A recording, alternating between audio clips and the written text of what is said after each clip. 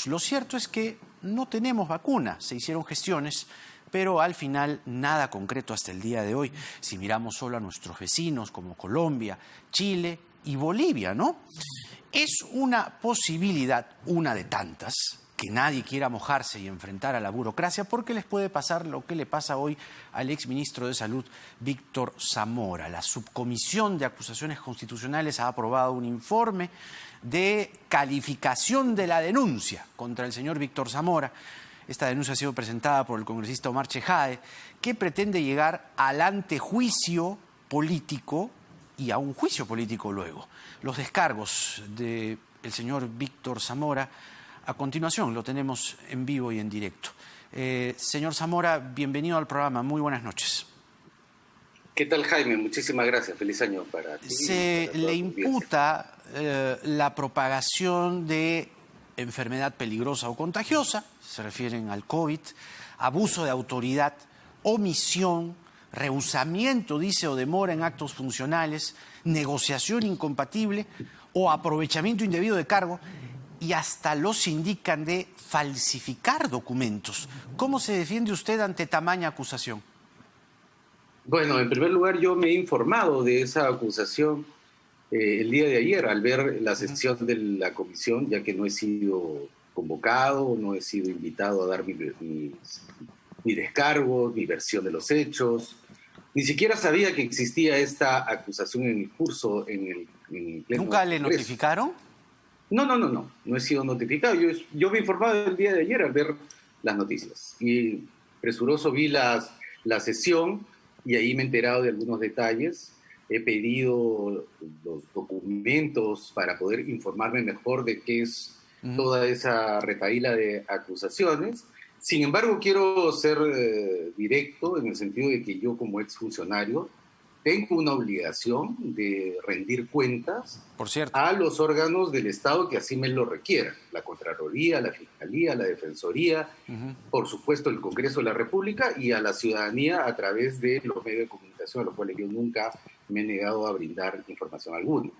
Y segundo lugar, Jaime, si me permites, aunque el foro es político, yo espero que el proceso sea imparcial, lo más objetivo posible, ¿no? Aunque yo al ver la sesión, lamentablemente he visto algunos congresistas que han adelantado opinión, de carácter político, por supuesto, y se dará el momento que yo pueda hacer mi descargo con la documentación respectiva.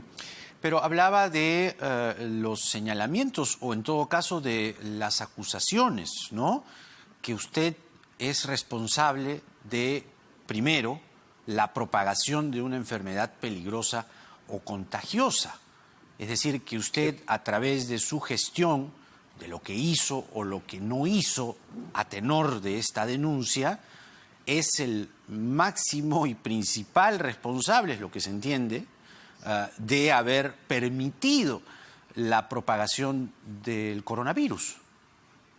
Bueno, Jaime, el título así lo señala, pero viendo específicamente de qué se trata el asunto, yo he visto la documentación y se refiere explícitamente a la compra que se hiciera de mascarillas comunitarias. Sí.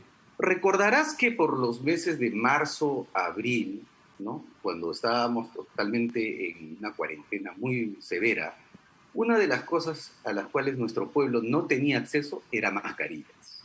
Estaban escasas, extremadamente caras, y lo primero que hicimos, el 29 de marzo, a los 9 días que yo ingresé, sacar una resolución ministerial para decirle a la población cómo confeccionar su mascarilla en casa, una mascarilla de tela que los pudiera proteger.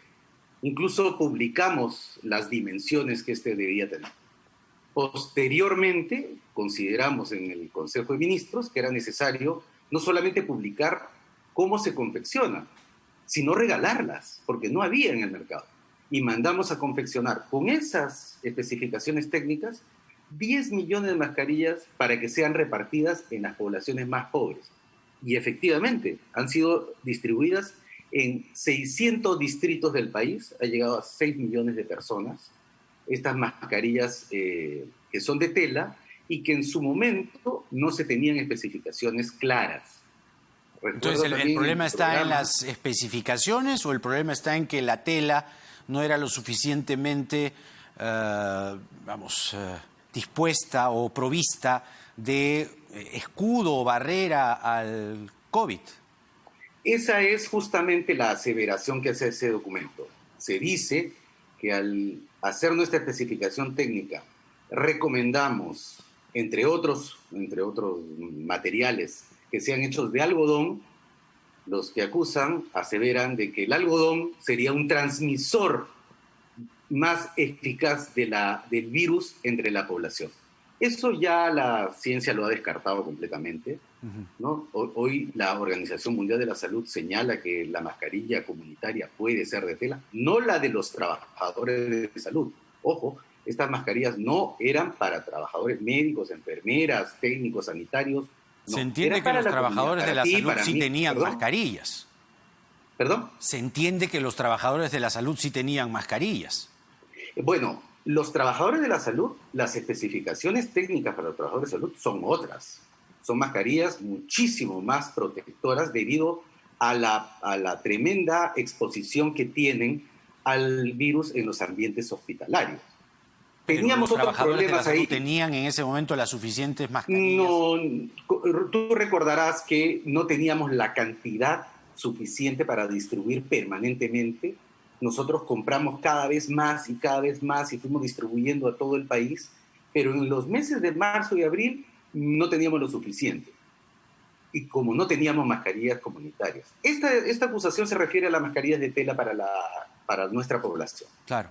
Ahora, en el señalamiento referido a la negociación incompatible o aprovechamiento indebido del cargo, y además de falsificar documentos, que es ya esto último al menos muy grave, ¿qué es lo que usted tiene que decir?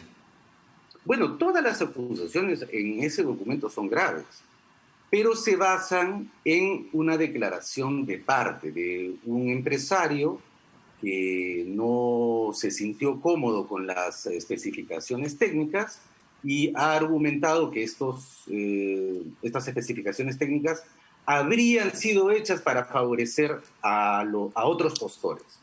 Estos otros postores son prácticamente toda la empresa industrial, no sé si toda, pero los más importantes de este país. Cerca de 20 empresas ofertaron y produjeron estas mascarillas que han sido distribuidas en todo el Perú.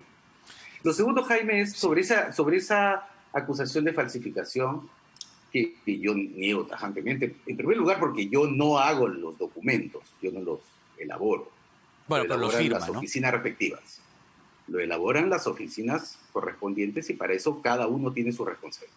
Sin embargo, en el tiempo en que nosotros hacíamos estas resoluciones, lo hacíamos en condiciones muy precarias. Nosotros teníamos prácticamente una tercera parte del personal administrativo laborando en el Ministerio de Salud y se hacían los trabajos con la mayor premura posible y con cierto nivel de error en algunos casos. Error que ha sido comunicado además con la Contraloría en un trabajo concurrente.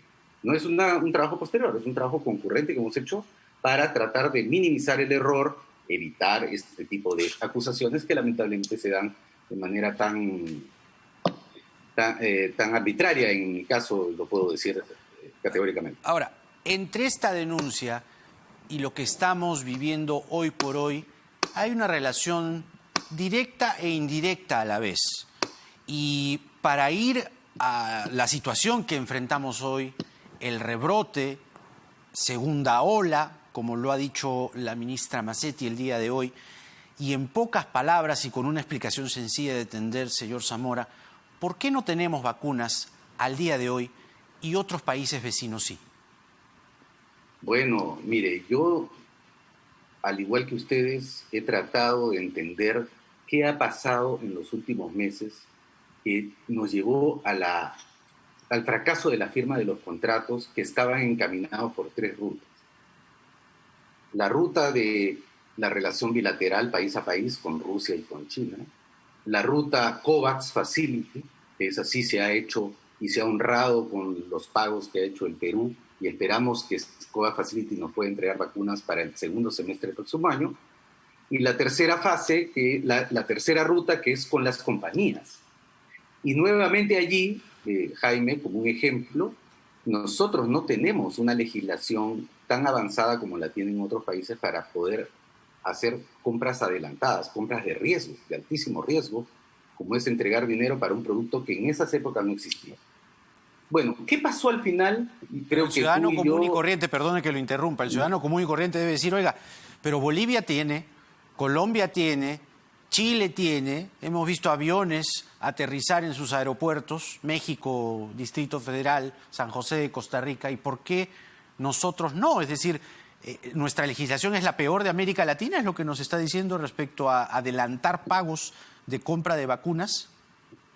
No, Jaime, lo que yo te estoy tratando de decir es que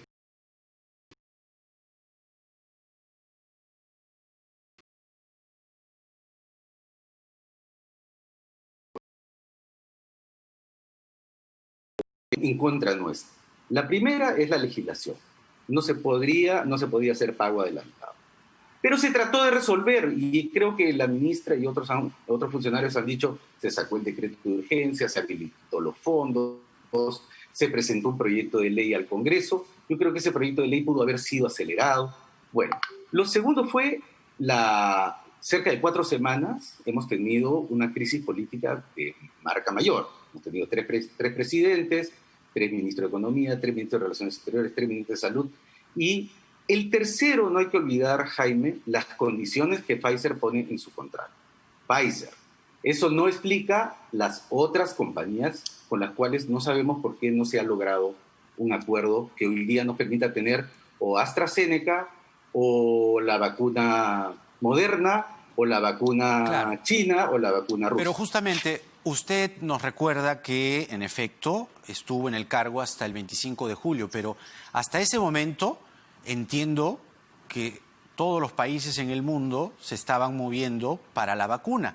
¿Hasta qué tramo llegó usted? ¿Hasta qué fase llegó usted para adelantar o intentar adelantar la compra de vacunas? Bueno, en mi gestión nosotros formamos el Comité Multisectorial para la compra de vacunas, que luego pasó a ser presidida por el Ministerio de Relaciones Exteriores. En su momento era yo el presidente. Lo segundo que hicimos fue desarrollar los borradores para los primeros 3 acuerdos de confidencialidad con Sinovac, con Butantan y con Pfizer, que luego la ministra Macetti firmó el primer acuerdo de confidencialidad en agosto, a los pocos días que yo dejé el cargo. Y lo tercero, yo inicié las negociaciones para poder incluir al Perú en la plataforma COVAX, que luego ya se formalizó y se pagó.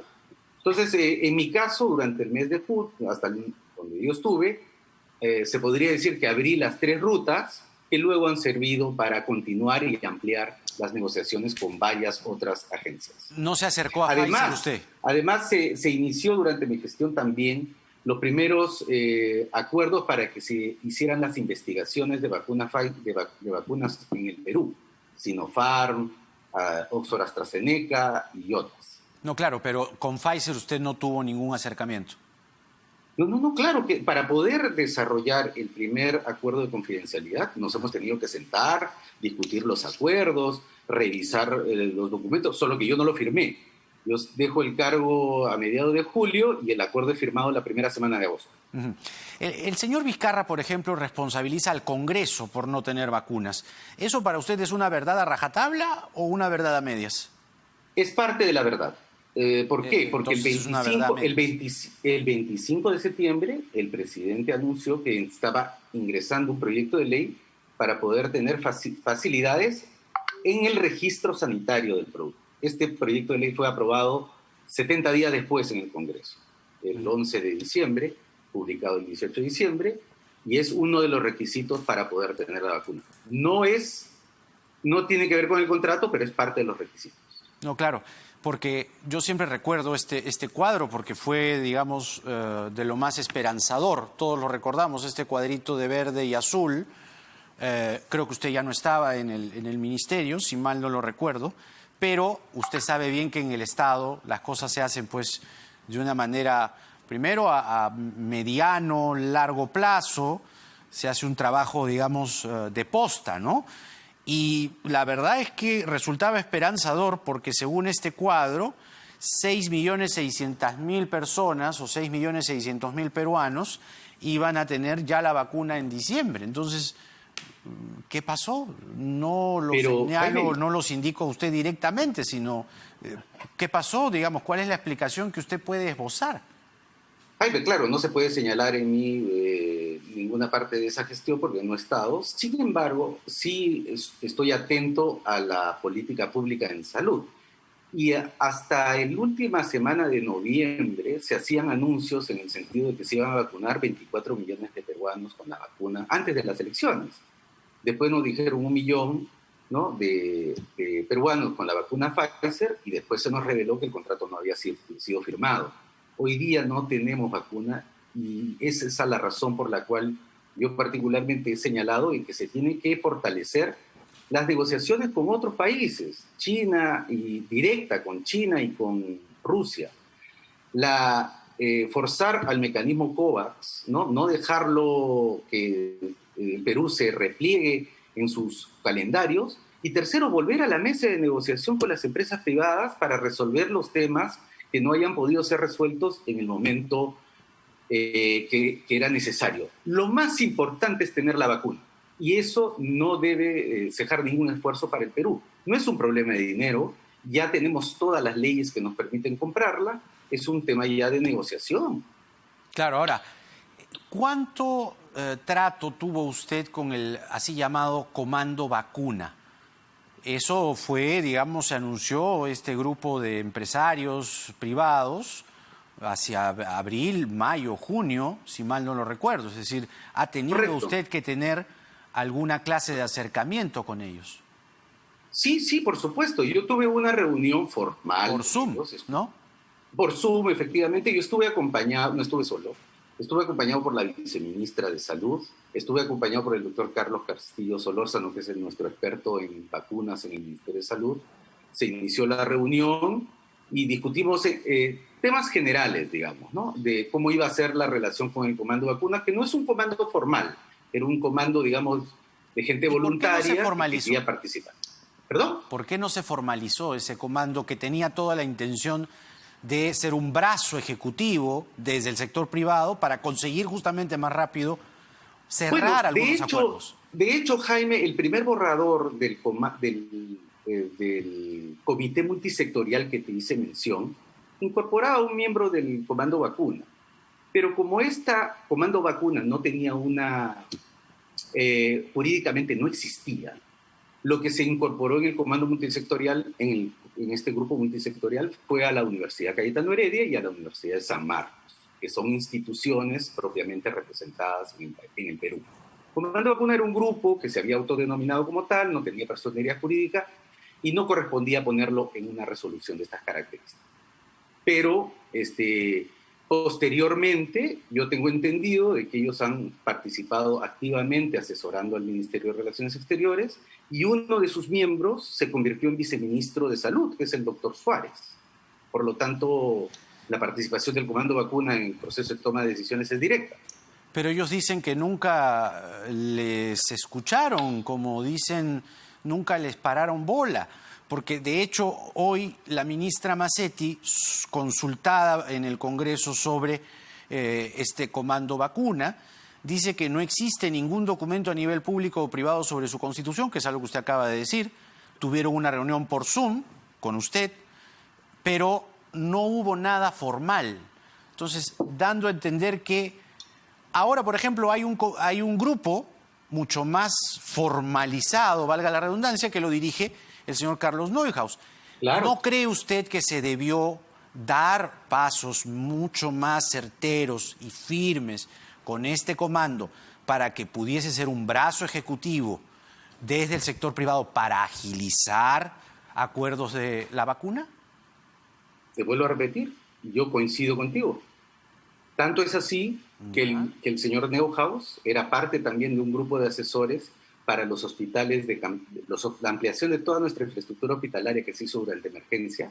Se formó un grupo asesor en el cual estaba el señor Neuhaus, que además agradezco públicamente el trabajo que nos acompañó en el Ministerio de Salud. Y se ha hecho una formalización de todos los grupos de trabajo en el Ministerio de Salud. el grupo de prospectiva, el grupo de asesores de expertos, el grupo de nuevas tecnologías. Todos han tenido resoluciones. Este grupo no pudo ser incorporado como grupo. ¿Por qué? Porque no tenía personería jurídica. Esa es un tecnicismo de nuestra... Es una formalidad, es, digamos, una traba de la propia burocracia. Jaime, yo tengo que seguir lo que me asesora mi asesoría jurídica, lo que corresponde de acuerdo a ley.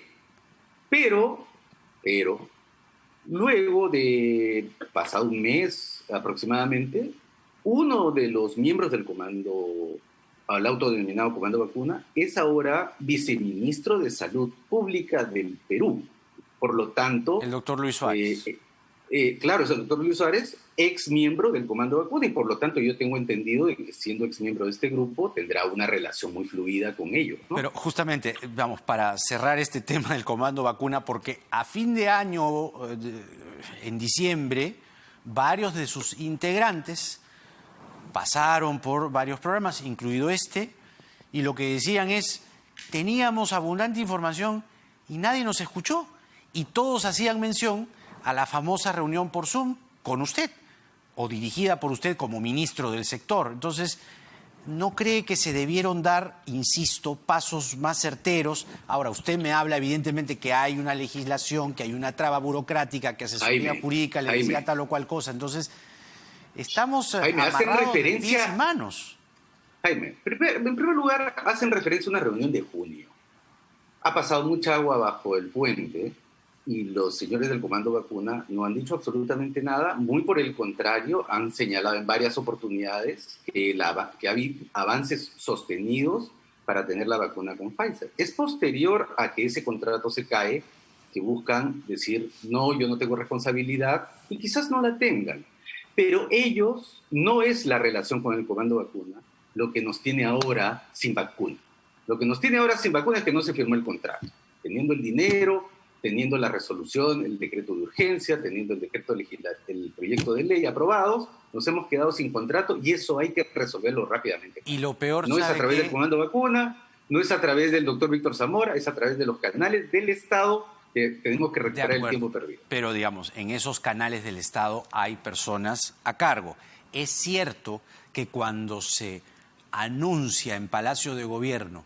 Ahora, hay que recordar también que en Palacio de Gobierno, en esas conferencias dirigidas por el entonces presidente Vizcarra y secundadas, entre otros, por usted, el señor Vizcarra habló del Comando Vacuna y dijo que este comando iba a ayudar. Entonces, no se entiende, ¿se da cuenta? ¿Se acuerda usted de esa presentación, verdad? Tenemos un Comando Vacuna, pero al final, vuelvo a insistir, solo fue una reunión por Zoom. ¿Por qué no se dijo, oiga, por si acaso, este Comando Vacuna que estoy anunciando con bombos y platillos, asesoría jurídica me dice que es inviable, no es una organización, no es una persona jurídica? ¿Por qué no se nos dijo la película completa? No se nos contó la película completa. Pero Jaime, te estás olvidando de un elemento, creo. ¿Cuál?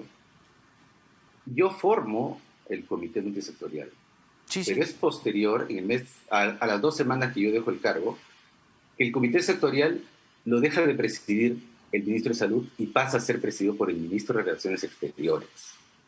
Allí se abría otra oportunidad para que entrase el Comando Vacuna o entrase cualquier otro grupo en ese comité multisectorial. Tampoco se hizo. Entonces, yo creo que esa pregunta también debe ser dirigida a las gestiones sucesivas que nos han llevado a esta situación. No, yo hablaba del anuncio de tenemos un Comando Vacuna. En ese momento estaba usted. Correcto.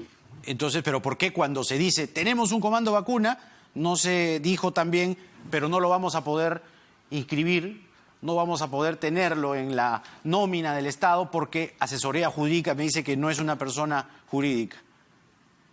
Eso fue un error, ¿no cree? No sé si fue un error porque finalmente la relación con estas personas se trasladó a otro nivel de gobierno. Ya no era con el Ministerio de Salud. Uh-huh.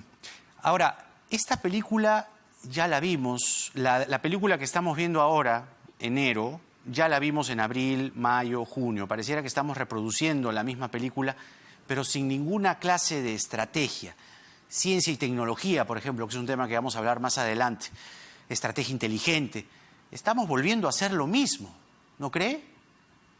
Bueno, eso es creo que lo comenté en el programa anterior que estuvimos juntos, en el sentido de que nosotros hemos hecho un esfuerzo enorme por multiplicar la cantidad de laboratorios, por aumentar la producción de pruebas moleculares. Hemos llegado a cerca de 10.000 en el sector público, y que no la estemos usando para poder hacer el seguimiento de la epidemia, no puedo explicármelo hasta el momento por qué no se usa esa capacidad instalada. Débil todavía, pero mucho mejor de la que teníamos en marzo, Jaime. No teníamos esa capacidad que hoy día sí podríamos utilizarla para poder tener indicadores que nos permitan tomar decisiones sobre, por ejemplo, cuarentenas focalizadas. Por ejemplo, ver si la velocidad de esta epidemia va a ser como la hemos tenido en la primera ola o no. Pero lo que puedo percibir, sin que usted lo diga explícitamente, ¿no? Hay algo que en el teatro se llama el subtexto, es decir, lo que enuncia sin palabras, sino con emociones y con frases encriptadas. Lo que usted nos está diciendo, sin decirlo explícitamente, repito, es que acá hay un problema de gestión de la ministra Mazzetti. No, lo que hay es un problema, miren, el Perú tiene un sistema de salud fragmentado. La responsabilidad para hacer la vigilancia epidemiológica, la detección de laboratorio, es de los gobiernos regionales. A la ministra le corresponde Lima, como me correspondía a mí, directamente. Y luego cada gobernador regional tiene que montar su estrategia de vigilancia epidemiológica. Con ellos se ha trabajado laboratorios. Con ellos hay que poner el personal y hay que poner los insumos para que puedan seguir haciendo vigilancia. ¿Por qué no se está haciendo? Es una respuesta que lamentablemente, Jaime, tienen que dar 25 pedazos de este sistema de salud que nosotros tenemos. Pero parece que fuese un sistema de salud federal, ¿no? De bueno, estados Jaime, federales. En sucesivas oportunidades te lo he manifestado. Pero es una locura. El ministro de Salud termina casi todas sus funciones en el cruce de Foses con la Marina, porque allí está el gobierno regional del Callao, que tiene sus responsabilidades asignadas.